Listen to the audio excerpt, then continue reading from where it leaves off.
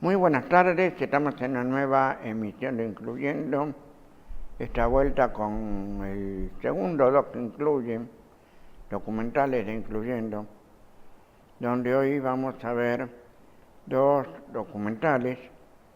Uno de ellos es referido a la parálisis cerebral de la Fundación Prevent de España y otro relativo a la relación entre género y discapacidad, que fue llevado a cabo por el Programa Nacional de Discapacidad, dependiente del Ministerio de Desarrollo Social de la República Oriental del Uruguay, y ambos nos van a dar un panorama acerca de lo que ocurre en estos casos.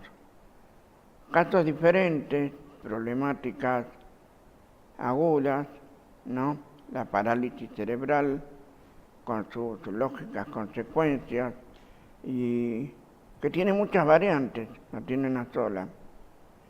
Y también ver qué pasa con la relación con las mujeres, qué pasa con las mujeres con discapacidad, en qué situación se encuentran. Pero ella es más nuestro. Tal vez el documental uruguayo, mientras que el otro se refiere más al europeo, a las posibilidades que acá no tenemos. Los dejamos con el documental de parálisis cerebral y después volvemos.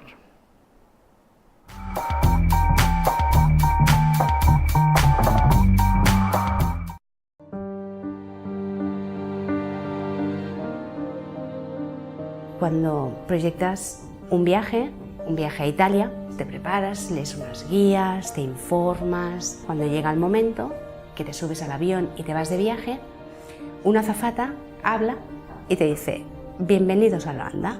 Y tú te quedas como diciendo: ¿cómo que bienvenidos a Holanda?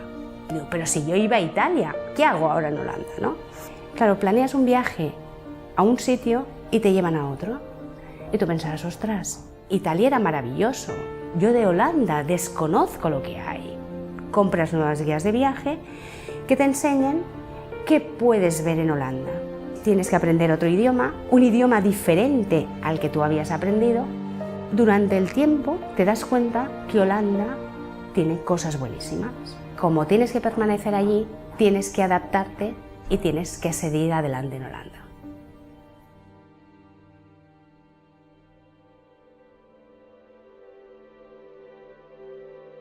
Cuando pasa esto, tienes una niña prematura que está entre la vida y la muerte, que vas a verla cada día sin saber qué es lo que te van a decir. Te dicen: está estable, mañana no lo sabemos.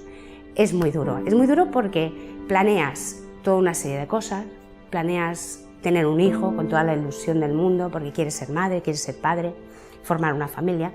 Y en ese momento pues todo un poco se viene abajo, ¿no? Decir: ostras, yo todo lo que había planeado se desmorona. A ver, es que en el momento en que te dicen lo que tiene tu hijo, claro, ya te quedas un poco descolocado porque no te piensas que te vaya a tocar a ti una cosa así, bueno, y a él, ¿no? Al principio la familia, cuando tienes un niño con parálisis, cuesta, porque lo tienes que explicar, no sabes el por qué, son muchas preguntas. Dices: bueno, ¿y ahora qué? ¿Dónde voy? ¿Qué hago?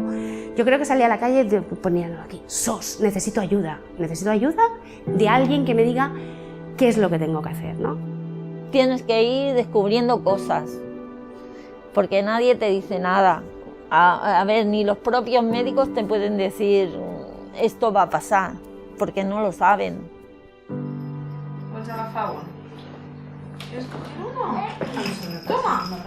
Una vez se ha diagnosticado la parálisis cerebral, en Cataluña tenemos todo lo que se llama la red de CDIAPS, que son los Centros de Desarrollo Infantil y Atención Temprana. Son equipos multidisciplinares que trabajan de forma interdisciplinar y que tienen médico neuropediatra, psicólogo, trabajadora social, fisioterapeuta y logopeda. Y por lo tanto, dependiendo de las necesidades, se hace el tipo de intervención. Son intervenciones personalizadas, individualizadas al niño y a la familia. La parálisis cerebral no es una enfermedad. Se define como un trastorno del tono muscular, de la postura y del movimiento, que es una secuela de algo que ocurrió en el cerebro. ¿Cuándo? Pues antes del nacimiento, durante el nacimiento o después del nacimiento, según autores, hasta los 6 años de edad. Cuando yo hablo de una parálisis cerebral, no estoy diciendo que el enfermo sea de una determinada manera. Es tan variable como niños hay en el mundo. Yo hace 15 años desconocía totalmente este mundo. Posiblemente me comportaba como ahora otras personas se comportan hacia mí, sin saber cómo dirigirse a mí, cómo dirigirse a mi hija, cómo hablarle. Sí que es cierto que hay personas que te preguntan, oye, ¿yo cuándo tengo que hablar con tu hija? ¿Cómo me dirijo a ella? ¿Qué le digo? ¿Cómo le hablo? Y yo le digo, pues le hablas igual que a una niña de 14 años. No hace falta que la voz la pongas, ¡ay, qué bonita que eres, qué guapa, qué maca! No, le hablas igual como cualquier otra niña de esta edad. La porta l'Albert, de Menorca. Que tinc gana. Pues ja anem. Vinga. Como madre, lo que más mal nos sienta es cuando dicen, uy, sal de aquí, que te va a pegar alguna cosa. O cuando le dan un globito, que ya no tienen edad de globitos. Hombre, yo lo que noto, a lo mejor en el aspecto de madre, es que, pobrecito, no saben cómo tratar a esa persona, como diciendo, bueno, a mí no me ha tocado, no sé cómo decir. No quiero compasión de nadie, no es una niña pobrecita, sino que es una niña que es feliz, que disfruta con lo que tiene. A veces me dicen, es que te admiro. Digo, a ver, ¿por qué me admiras? ¿Me admiras por qué? ¿Qué es lo que estoy haciendo que otra madre no haría por un hijo? Tengo a Ana y tengo 2 hijos más, sí que tengo trabajo, pero es que es lo que haría cualquier persona. A ver, Iván es un niño que pienso que dentro de lo que tiene es un niño feliz. Nació con una parálisis cerebral, ya a los 4 meses ya se le detectó. Luego, claro, haciendo pruebas y tal, pues vimos que era toda la parte derecha del cuerpo, tiene una hemiparexia. Para romper prejuicios de cara a gente que tiene parálisis cerebral, pues estaría bien que, sobre todo a partir de lo que es la escuela, ya empezando por la escuela, no sé, les expliquen las cosas y... porque los niños en sí lo entienden todo perfectamente, pues ya desde la escuela un poquito sí que encontraría que tendrían que hacer alguna cosa. Bueno, Iván va a la escuela ordinaria, a nivel de intelectual sigue la clase normal, entonces yo pienso que él sí que en la escuela ordinaria está bien. Ahora, a lo mejor hay casos de niños que a lo mejor les cueste un poquito más y tengan que hacer un esfuerzo muy grande para seguir la clase, y sí que a lo mejor les iría mejor una escuela pues, más adaptada a sus necesidades.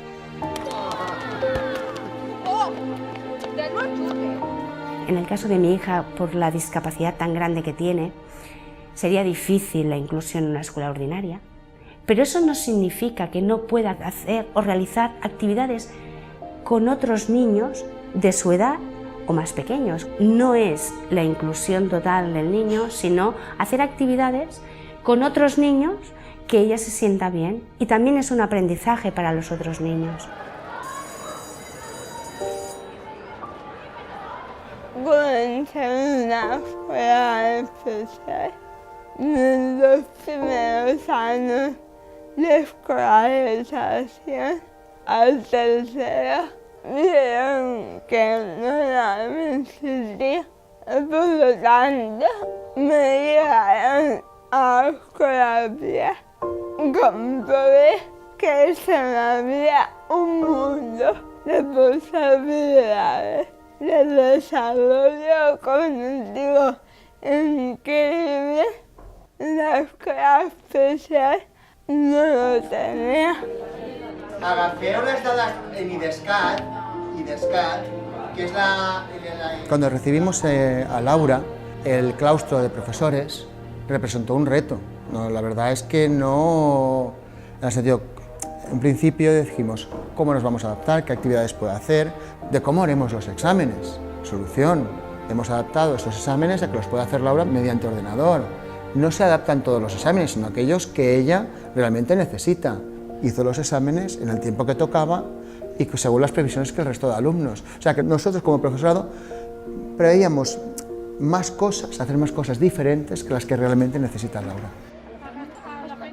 Aleix va a un colegio especial y tiene ventajas, que va con niños igual que él, con las mismas dificultades, hay que tienen más que menos, y que a la vez los valoran como son y los enseñan.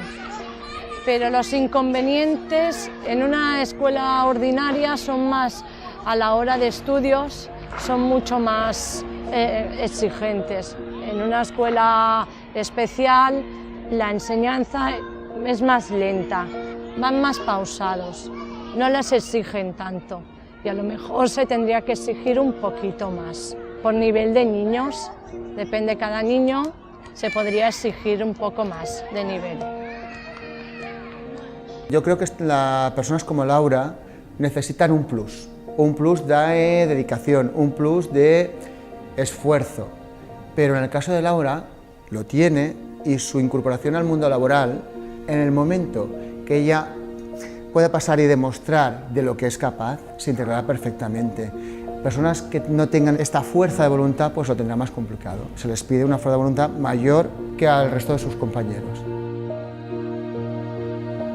Trabajo en un centro especial de trabajo porque tengo una parálisis cerebral que es hemiplegia derecha.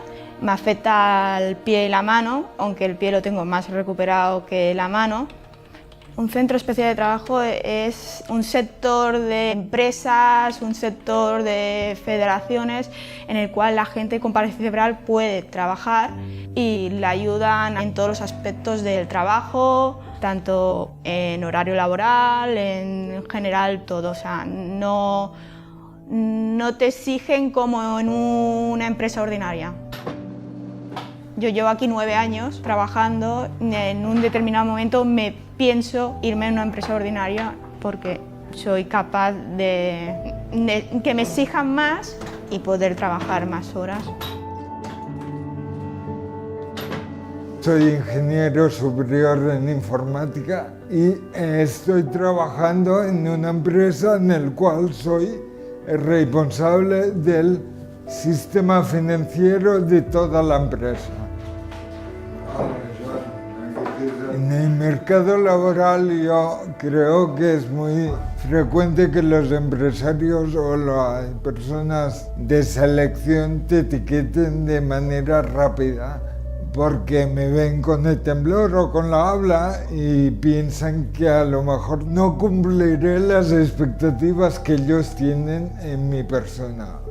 Creo que en los últimos años han habido cambios a positivo, pero tendrían que ser más. No más ayudas, sino más formación al empresario para que vea que estas personas pueden hacer el mismo trabajo que otras que no tienen ninguna discapacidad. Yo empecé a trabajar en el 2006. Pasando factura de contabilidad. Yo creo que hay más sensibilidad a la hora de adaptar el trabajo a las necesidades. Esto como necesito estar adaptado a lo que necesito, mis compañeras me ayudan. Que por favor evalúen si la discapacidad es incompatible con aquello o no, pero no que se basen en un perjuicio, sino que hagan una prueba y comparen, y si ven que la persona es apta, que la cojan. Y si no es apta, que lo digan sin ninguna vergüenza. Cuando tú entiendes que una persona, además de tener derechos, tiene deberes, lo estás considerando un igual a ti. Si solo tiene derechos y consideras que pobrecito no hace falta exigirle deberes, de alguna forma le estás convirtiendo en una persona más débil o una persona que no cuenta. Nosotros creemos que el ser humano en sí es un ser social y como tal tiene que sociabilizar. El hecho de poder encontrarse cada día en la ya residencia con otros compañeros es básico, pues una comunidad de vida, es un grupo de personas con las mismas necesidades, tienen posibilidad de ejercer su vida, de vivir y tener su propio espacio. Piensa que la mayoría de las personas con parálisis cerebral van del centro o taller ocupacional donde realizan sus actividades a casa o a la residencia y viceversa. Es decir, si no fuera por lugares de ocio o fundaciones, estas personas no saldrían de su ámbito gracias a que existen actividades ya sean deportivas, artísticas o de ocio. Estas personas tienen un amplio abanico y una motivación extra para levantarse al día siguiente, porque ahí es donde deciden ellos. No necesitan de un familiar o de una institución donde viven para que ellos decidan. A lo mejor para firmar un papel sí, pero para decidir qué tipo de actividades quieren realizar, no.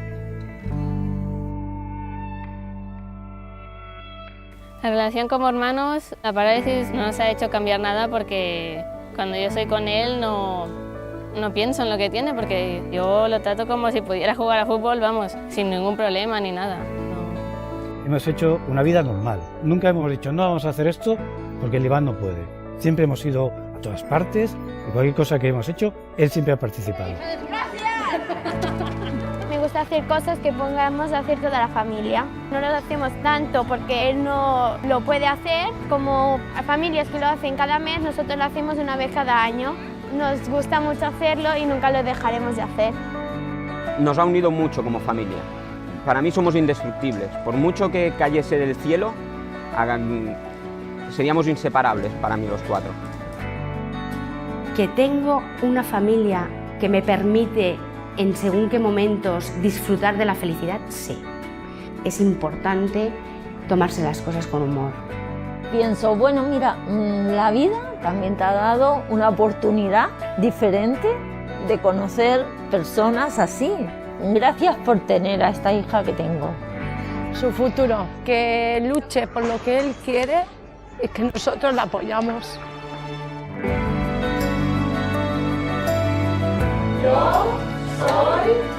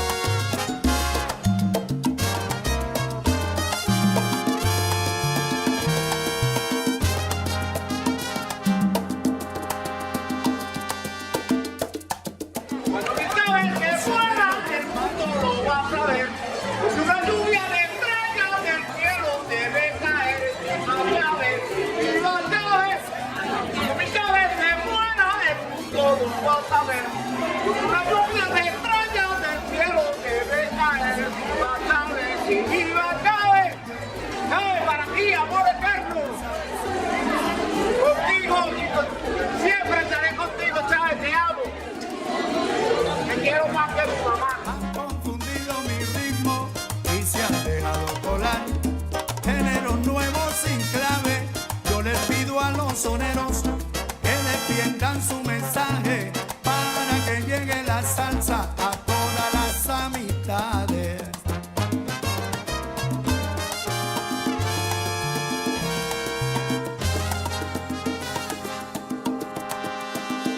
Con el cuento tropical han confundido mi ritmo y se han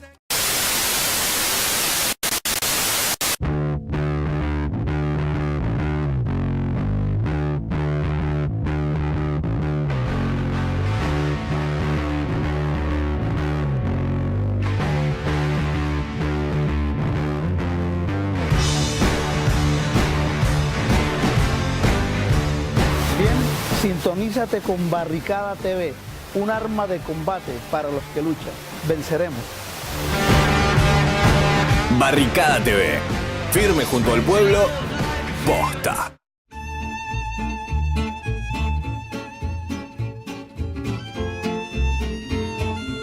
Muchas cosas que nos arrima hacerla hoy en día, tener una justicia social acá adentro. ¿Sí? Por ejemplo, acá la de Sisaco ni agua potable nos da, hoy la tenemos nosotros, la compramos. Muchas cosas, la ropa, por ejemplo, tenemos la ropa de primera, botines, que la compramos nosotros con nuestro trabajo. Entonces hemos conseguido muchísimas cosas con una fábrica antes privada que facturaba 17 millones de dólares por año. A veces nosotros teníamos que hacer paro para que nos den la ropa. Así que cambió muchísimas esas cosas y la manera de trabajar.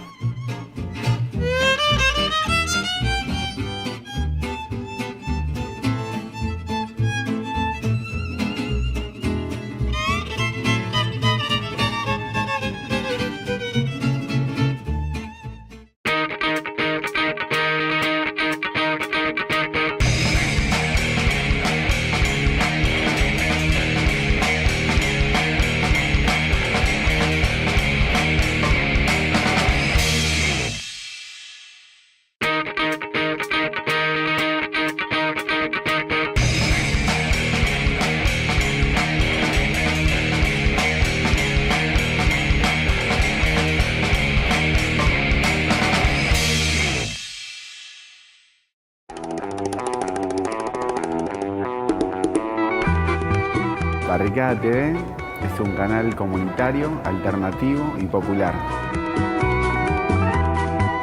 Que funciona en una fábrica recuperada, una metalúrgica que se llama IMPA.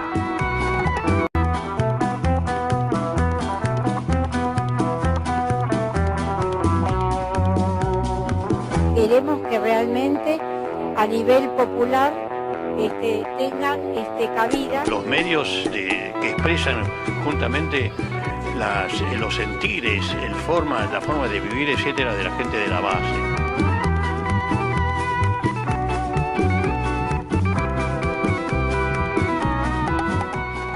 Son la voz de los trabajadores, por eso yo los apoyo a muerte y le pido a todos los compañeros que acompañen la causa de Barricada y todos los medios populares para que puedan seguir en el aire.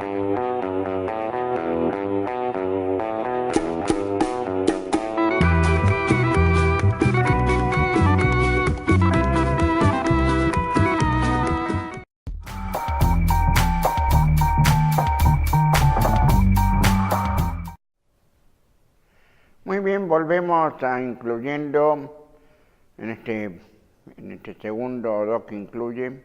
Recién veíamos parálisis cerebral de la Fundación Prevent.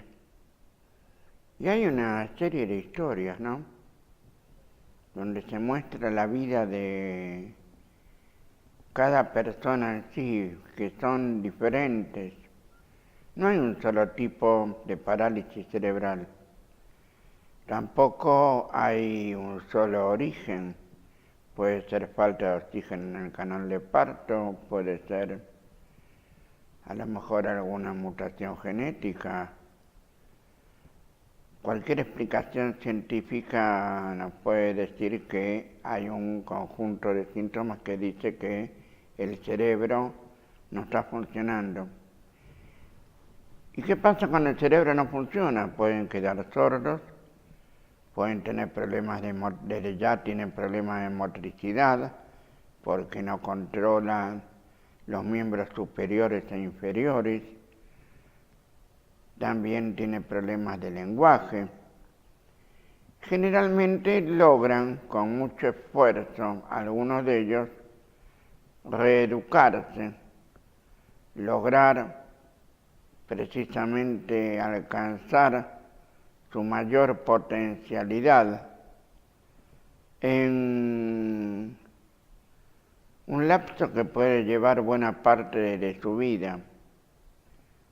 Sin embargo, es enorme la fuerza de voluntad que tienen, al igual que la de sus familias, y desde luego necesitan desde muy temprana edad una estimulación adecuada que les permita suplir lo que les falta. Por eso es muy importante la estimulación temprana, que está prevista en nuestra legislación también. La cuestión es que tiene que estar formada o llevada a cabo, mejor dicho, por un equipo multidisciplinario, ya sea de neurólogos, de pediatras, de fisioterapeutas, de terapeutas ocupacionales, en fin, un conglomerado de profesionales destinados a atenderlos, atender a cada uno de ellos en su esencia, en su forma de ser, ¿no? No todos reaccionan de la misma manera, no todos desarrollan de la misma manera. Y acá el mejor ejemplo, justamente, de alguien como nosotros, de los que ejercemos el periodismo, es un joven de Camagüey, Cuba, Jorge Jerez Belisario, Jorgito el camagüeyano, se lo conoce por su lucha por los 5 héroes cubanos. Y Jorgito, precisamente, ya de nacimiento tuvo una parálisis cerebral. Hoy es licenciado en periodismo. Fíjense, ya no estamos hablando de la España que tiene su modelo de prevención y de atención ahora disminuida con los recortes de Rajoy a las personas con este tipo de discapacidad. Estamos hablando de Cuba, que tiene un bloqueo inhumano desde hace más de 50 años. Y Jorgito, pese a las dificultades que se le presentaron, logró su licenciatura y hasta dio conferencias hasta hace muy pocos meses en Alemania, Suiza y Austria. Fíjense lo que ha hecho la Revolución Cubana. Aquí en nuestro país, lamentablemente, tenemos que decir que no todas las personas con parálisis cerebral tienen acceso a las prestaciones que se merecen. No todas las personas con parálisis cerebral son consideradas como personas. Y hay muchos que todavía están a la deriva por desconocimiento de sus familiares o de los mismos médicos. Ustedes recordarán que en la primera parte del documental que el médico no sabe qué es. Y entonces ahí empieza el peregrinaje para saber de qué se trata, cuál es el problema que realmente, qué dolencia, qué patología es la que tiene su hijo o su hija, o su nieto o su nieta. Y en esto es muy importante, por ejemplo, en este tipo de personas con esta discapacidad, el acompañamiento familiar. Es muy importante el apoyo de la familia, que los hagan participar en su vida diaria, en su vida cotidiana, como para que se sientan unidos y que pertenezcan a un grupo Esta es la función fundamental también de ciertas asociaciones o fundaciones que dan su lugar para que se desarrollen a través del arte, de la pintura. Acá no podemos hablar de una educación inclusiva en la escuela común. Acá tenemos que hablar de una educación no formal, donde precisamente puedan desarrollar su talento o sus talentos, para no desmerecerlos, de acuerdo a sus potencialidades, de acuerdo a lo que ellos van comprendiendo a lo largo de ese proceso de enseñanza-aprendizaje que van acumulando durante toda su vida. No es fácil, desde luego, convivir después de la sorpresa, ¿no? Y mi hijo tiene parálisis cerebral, mi nieto tiene parálisis cerebral.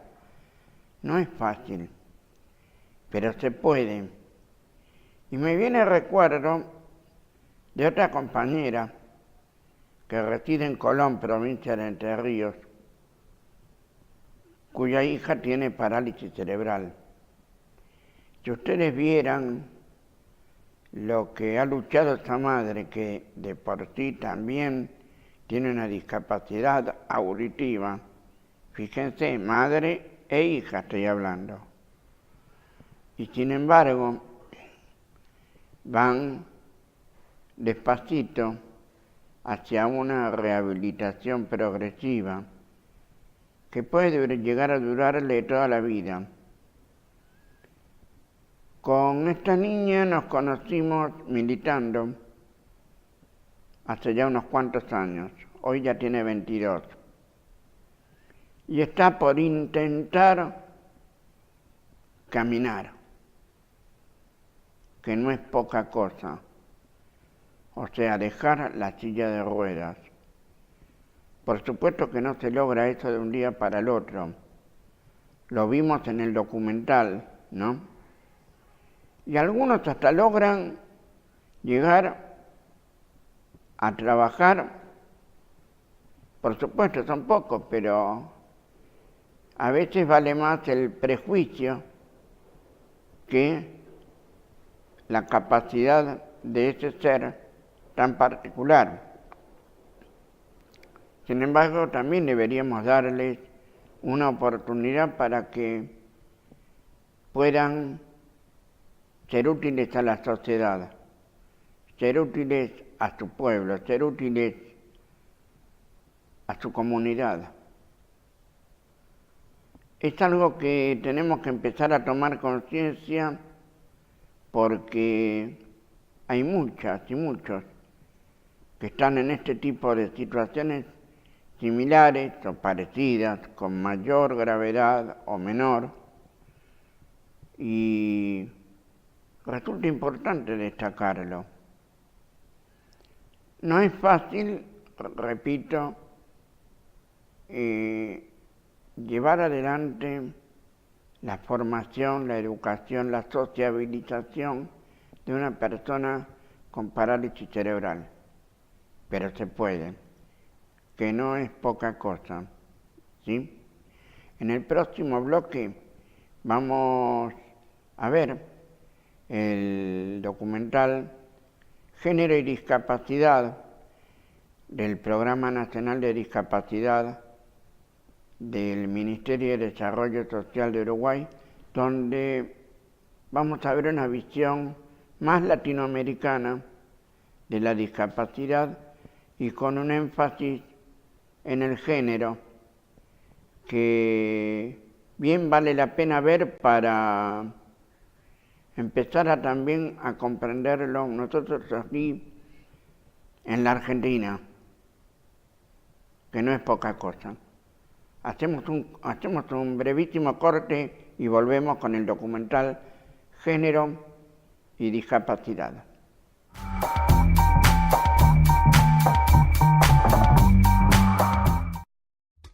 Desde el 10 de diciembre, el nuevo gobierno tomó muchas decisiones que implicaron transferencias de ingresos. ¿Qué significa esto? Que algunos sectores de la economía pasaron a ganar mucho más que antes. ¿Querés saber cómo pasó?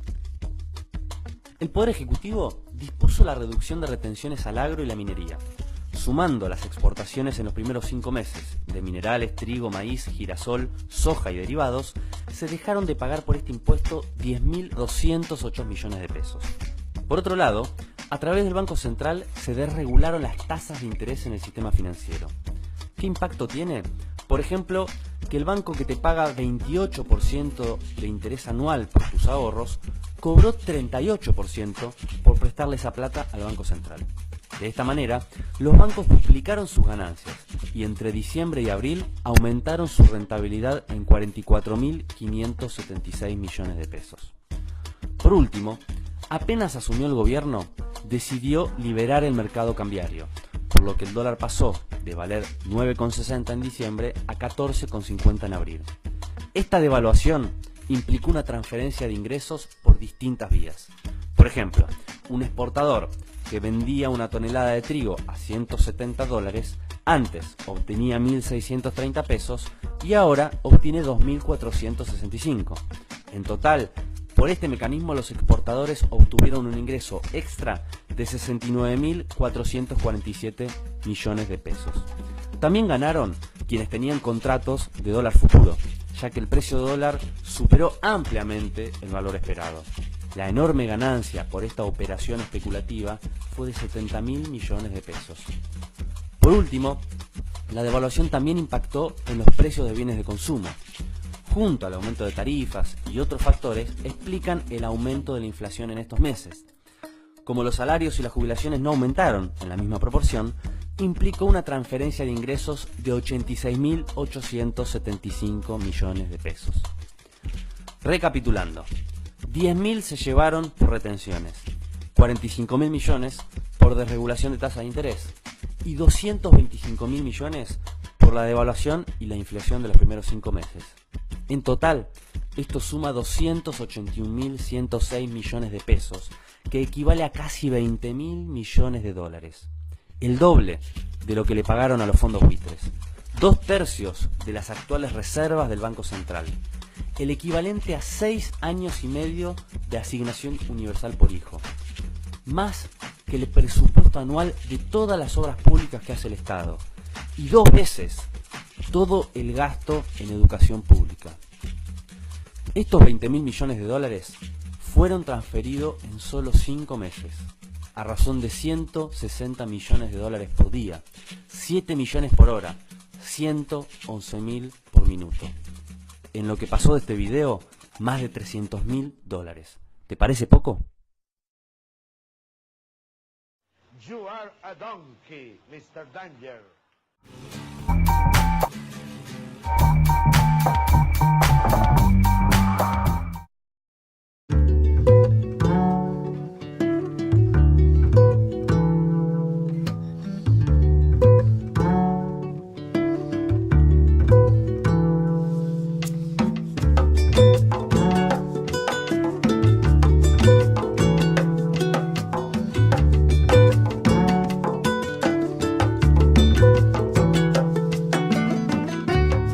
Desde el Instituto Nacional de las Mujeres ha sido parte de su compromiso institucional como organismo rector de las políticas de igualdad de género, trabajar la intersección de género y discapacidad. Desde el Plan de Igualdad de Oportunidades y Derechos, desde el 2005 a nuestros días, comenzamos un proceso de trabajo, de articulación y coordinación, donde la discapacidad y el género han sido 2 componentes y 2 dimensiones muy importantes a la hora de abordar las políticas públicas en torno a las mujeres. Guías, procedimientos, protocolos han sido parte de un trabajo que hemos venido consolidando con el objetivo y el entendido de la necesidad de colocar los temas de género al servicio del conjunto de las mujeres uruguayas. El Programa Nacional de Discapacidad, a partir del 2012, desde inicio del 2012, crea el área de género y generaciones, justamente porque la perspectiva de género en la discapacidad es un componente central para descentralizar precisamente los temas que hacen a las identidades de las personas. Es sabido que el tema de la discapacidad, por su concepción negativa que ha tenido a lo largo de la historia, cuando una persona tiene una discapacidad, su género pasa a estar desapercibido y en general se habla ya cuando nace un niño o una niña de la discapacidad y se empieza a perder la identidad de niño o niña y bueno, así para el resto de la vida. En este sentido, además, la perspectiva de género es una perspectiva que está tomada en la Convención sobre Derechos de Personas con Discapacidad, recomendando la especial atención a niñas y mujeres con discapacidad. Esto está avalado en varias razones o está fundamentado en varias razones, y es que las estadísticas, tanto a nivel nacionales como internacionales, muestran que hay una mayor prevalencia de mujeres con discapacidad, pero que además sufren los mismos tipos de discriminación que las mujeres sin discapacidad. La Convención de Derechos para Personas con Discapacidad es lo que da el marco, digamos, a poder poner sobre la mesa con todas las letras de que las personas con discapacidad tienen los mismos derechos que todos los seres humanos, ¿no? Dicho de esta manera suena como lo lógico y evidente, pero realmente a lo largo de la historia los derechos humanos de las personas con discapacidad fueron muy invisibilizados. Cuando se mira la vida de una mujer con discapacidad, podemos ver que rápidamente se nos asigna ese lugar, solo el de discapacidad. Se nos mira exclusivamente desde un lugar invalidante donde hay muchos preconceptos, mitos, miradas compasivas que tienen que ver con una concepción histórica de la discapacidad. Sin embargo, si vamos hacia nuestra actualidad, podemos mirar que una mujer con discapacidad no solo tiene discapacidad, sino que es una mujer con derechos, que puede trabajar, que puede ser creativa, formar parte de la sociedad, ser o no madre según lo defina, crear o no su familia según tenga posibilidades y oportunidades de realizarlo. Muchas veces hemos cambiado el modelo y el enfoque desde donde mirar la discapacidad. A principios del siglo XX hubo modelos que refirieron a lo caritativo, donde se pensaba por las personas con discapacidad, se nos ubicaba en un lugar y se nos definía nuestra trayectoria vital habitualmente en un único punto: el de niños y niñas eternos. Luego ese modelo fue dando paso a otro, ya a mediados del siglo XX, donde el modelo de salud se hizo cargo de la situación de la discapacidad. En ese momento los conflictos bélicos dieron por resultado muchas personas con discapacidad. Entonces se tomó como una patología, como un problema a sanar, como una temática de la salud que debía ser diagnosticada, evaluada, rehabilitada y vuelta a incorporar en la sociedad. Entonces la persona con discapacidad era exclusivamente persona responsable de su situación y debía reincorporarse, rehabilitarse, volver a, entre comillas, formar parte de la normalidad. Este hecho normativo hizo que muchas personas con discapacidad se rebelaran y denunciaran que sus derechos estaban siendo vulnerados y estaba nuevamente habiendo guetos para las personas con discapacidad.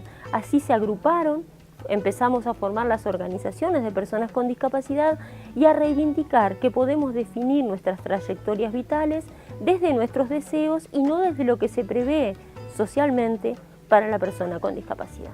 Esto hace que lleguemos a un nuevo modelo de discapacidad, una nueva forma de mirar, de pensar, de dar lugar a la discapacidad en lo social. es el modelo social de la discapacidad. A partir de este modelo, la responsabilidad de la discapacidad pasa a ser una responsabilidad de todos y todas. Recientemente, el Consejo Nacional Consultivo de Lucha contra la Violencia Doméstica y el Sistema Integral de Protección a la Infancia y la Adolescencia de nuestro país presentaron, en el marco del 25 de noviembre, Día Internacional de Lucha contra la Violencia hacia las Mujeres, la primera encuesta nacional de prevalencia de violencia basada en género y generaciones. Esta encuesta para nosotros es muy importante porque viene a confirmar y a validar que la violencia que sufren las mujeres en el país es un grave problema social y que es un fenómeno de alta magnitud, donde de las mujeres que fueron encuestadas, 7 de cada 10 reportan haber vivido algún tipo de violencia basada en género a lo largo de su vida. Por lo tanto, esto confirma la relevancia del problema, la necesidad de seguir profundizando las políticas y confirma que, que son muchas las mujeres uruguayas que han sido vulnerados sus derechos. Partimos de la concepción que la violencia que sufren las mujeres es una violación de los derechos humanos. Es importantísimo para cualquier persona, para cualquier mujer que está viviendo una situación de violencia doméstica, tener información de los derechos, de los recursos. Imaginar una mujer con discapacidad aislada es imaginar las pocas probabilidades que tiene de poder resolver la situación en forma inmediata. Cuando hablamos de violencia doméstica, hablamos de abuso de poder. Por ejemplo, una casa o una familia que tiene una propiedad. Si su padre y su madre fallecen y hay hermanos y hay una de las personas que es sorda, por ejemplo, una mujer sorda, y no sabe, no tiene información, no sabe de los derechos de las herencias, sus padres fallecieron, siempre pasa lo mismo. Los hermanos oyentes hacen los trámites antes y dejan a la persona sorda, o a la mujer sorda en este caso, fuera de la herencia. Y entonces en realidad después, como no sabe porque nunca ha tenido información, no puede hacerse tomar eso. O a veces le hacen firmar papeles y como ella no sabe leer, entonces le quitan la propiedad, si no tiene intérprete no puede reclamar. O cuando reclama porque se da cuenta que tiene derecho, le dijeron, bueno, pero tú ya firmaste, entonces perdió el derecho. Eso siempre pasa. Por ejemplo, un hombre oyente y una mujer sorda, son pareja, eso depende a veces del nivel cultural que tengan, ¿no? Pero la mayoría de las mujeres que viven en el interior cuando se separan, los hombres siempre tienen la ganancia y le quitan a los hijos porque dicen, no, ella no las puede mantener, no puede comunicarse, entonces se quedan con los hijos y siempre ganan la tenencia. Eso siempre pasa. Entonces las mujeres sordas quedan sin poder ver a sus hijos y piensan que eso es normal y que está bien. Hay que decirles que pueden tener una tenencia compartida. O a veces pasa también cuando las parejas son sordas, puede ser la familia de ella o de él, dice, no, los sordos no pueden mantenerlos, no son responsables, están discutiendo. Entonces son los abuelos, las abuelas y los abuelos, los que se quedan con la custodia de los nietos. Y los sordos, nosotros no sabemos que tenemos esos derechos, porque siempre nos tratan de que somos, que no tenemos derechos, de que somos ignorantes. La violencia puede aparecer en la vida de las mujeres con discapacidad al igual que en la vida de cualquier otra mujer. Pero como la mirada abarcativa de la discapacidad obstaculiza su detección, también el trabajo para cambiarla y también el poder buscar los apoyos necesarios. Como Instituto Nacional de las Mujeres es una enorme responsabilidad diseñar políticas para erradicar y prevenir la violencia basada en género y generaciones. La violencia que sufrimos las mujeres son violencias que responden a lo físico, a lo psicológico, a lo emocional, a lo económico, patrimonial. Las mujeres con discapacidad también las sufren, no es que sean mujeres más vulnerables, sino que las condiciones en las que se encuentran por su propia discapacidad las coloca en situaciones de riesgo y de mayor vulnerabilidad. En las familias oyentes, dice, si hay una niña sorda, las niñas sordas, por ejemplo, le dicen, yo qué sé, que su abuelo o cualquier familiar la abusó sexualmente, nunca lo cuentan. Cuando lo cuentan ya es tarde, pero siempre las familias no confían en lo que la niña sorda dice, piensa que es una mentira. Aunque ella es verdad, que diga que la violaron, la mayoría no confía, no cree, piensa que es mentira, que es un invento. Solamente y siempre creen lo que el oyente dice. Por eso se sufre muchísimo y a veces saben que no van a creerle, entonces no lo cuentan. O si lo cuentan y no tienen ninguna respuesta, lo guardan. Entonces a veces lo que hacen es, al crecer, se escapan de las casas, por ejemplo, porque saben que no tienen con mucha confianza en ellos. Muchas veces nos pasa que las mujeres nos sentimos violentadas dentro o fuera de casa. Y si somos una mujer con discapacidad, todavía eso como que suma mucho más en cuanto a la violencia que podemos sufrir o que podemos sentir. No solamente podemos aparecer con un ojo negro y decir esto es violencia. Muchas veces nos quitan la ayuda técnica que necesitamos de al lado de la cama y eso ya para nosotros es un acto de violencia porque tenemos que, por favor, cuando tengas un minuto, cuando puedas, me podés alcanzar. Por ejemplo, si va a hacer un trámite con un abogado o los oyentes tienen información, pero el sordo no tiene nada. Lo que hace la pareja oyente es siempre o decir una información que no está, que no es la correcta, o retasear información.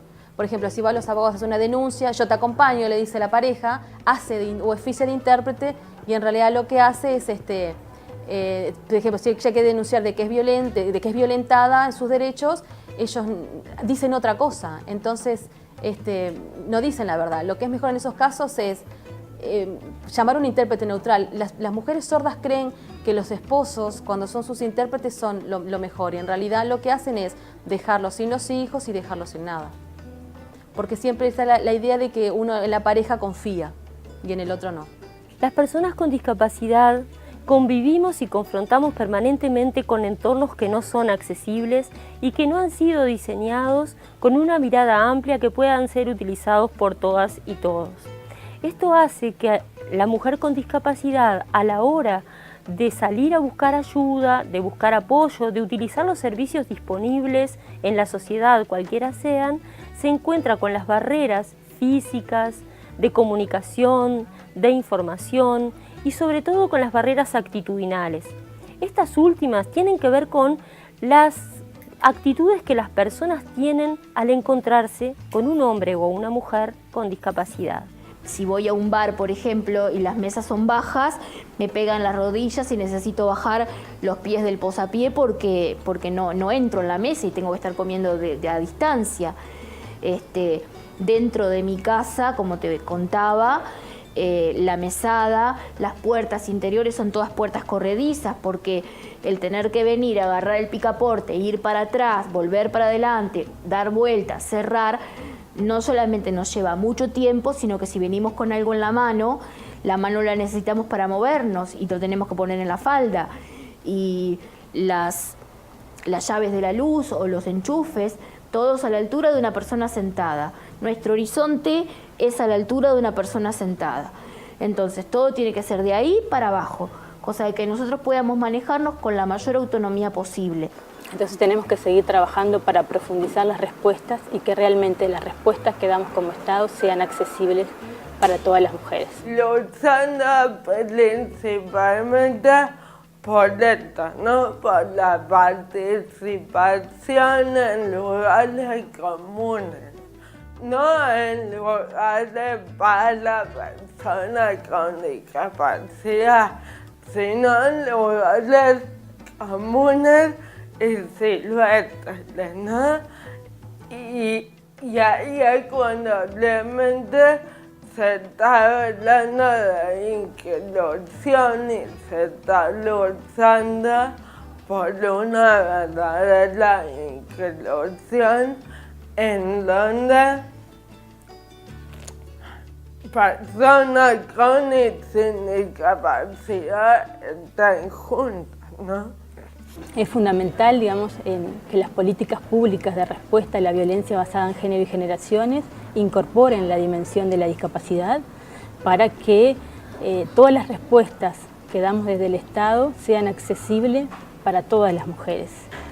Entendemos que es momento de un punto final a la violencia contra las mujeres y cuando decimos para las mujeres, decimos para todas las mujeres.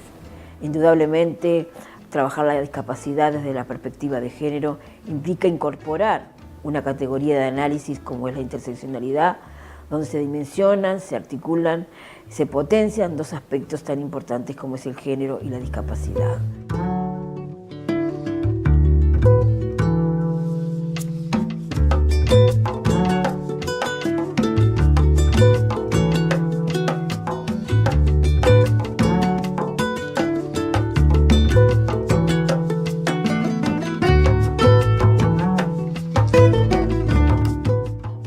de Desarrollo Social, ministro Daniel Olesker. Instituto Nacional de las Mujeres, directora Beatriz Ramírez Abella. Programa Nacional de Discapacidad, directora María José Bañato. Unidad de Género y Generaciones, responsable Antonio Irazábal. División de Violencia Basada en Género, jefa de división Karina Ruiz. Equipo técnico, Griselda Olsen, Nadia Eiris, Daniela Sena, Agustina La Rosa y Mujeres. Antonio Irazábal, Claudia García, Fernanda Put, Pronadis. Testimonios, Natalia Farías, Blanca Soca, Jimena Romero, Lourdes Figueroa. Realización audiovisual, Gabriel Cabrera, Mauro Cachés. Intérprete de lengua de señas, Mónica Piñeiro.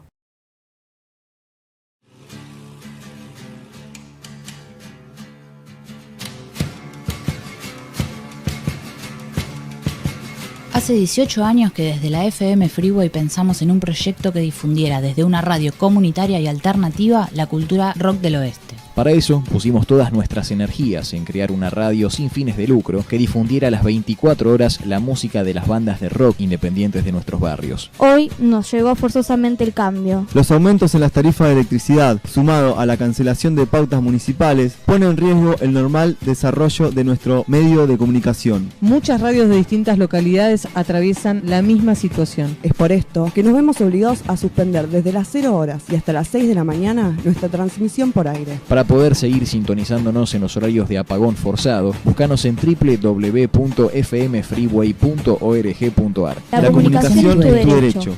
No dejes que te lo apaguen.